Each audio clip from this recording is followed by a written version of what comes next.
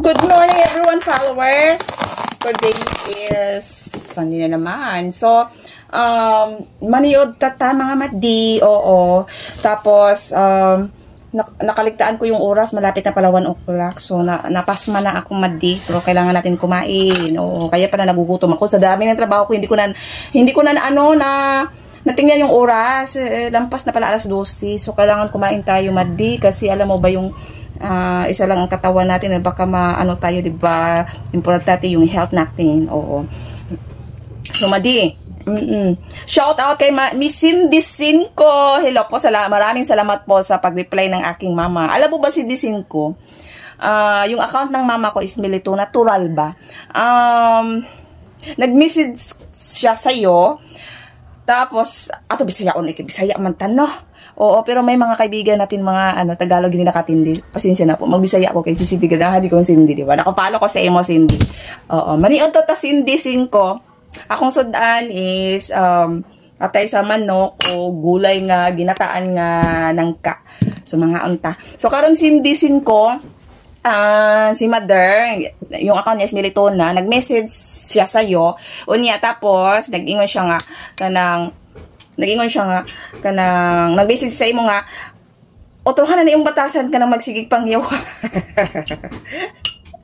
Kaya nag-istorya akong mama sa ako, tapos nag-reply ka, salamat kay CD5 sa imuhang reply sa iyaha. Kasi happy kay siya. Sige siya bagol mo kasi ka magyawa, pero galantaw siya sa imuha, gapalo siya sa imuha, day. Makatawa ko sa iyaha ba, kana magtanaw siya sa cellphone bitaw niya, biko niya asahay, grabe mangyawa, mangatay, maglainan siya, pero galanta siya sa imo dahil more. Pero ako gingnan, normal na siya kay expression na siya. Oo, as long as wala siya nakapasakit sa imo or nang-scam or nangilad. Cindy Cinco is proud ko nga dili ka ingon ana nga klase nga pagkatao, at least vulgar ka pero at least may puso ka na mapagmahal sa tao. Tapos nag-reply ka sa akong mama na sabi mo i-try mo or sa basta na term nga manifesting. O mo na imong gi-reply sa akong mama. So nalipay gayud akong mama nga ni-reply ka manifesting daw. So feeling na ako, kung akong gi-advise ng mama, dili na gina siya mautro, basta mao na gina kay expression man na. So normal na siya. So dili angay baguhon ng mga ingon ana nga klase ka tao kay expression na siya. So ang angay baguhon katong mga ngil batasan ng mga mata pobre, mao ni angay baguhon. Oo.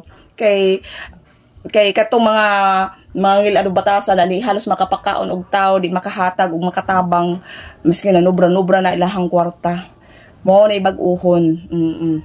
So, salamat kayo, day, ha. So, katong mga viewers at followers ko dyan, mga madi, pakibakas na lang sa baba at huwag kalimutan mag-like, mag-subscribe sa aking video para magkita-kita tayo sa sunod ng mga video at ma-updated po kayo. So, maraming salamat sa lahat. I love you all.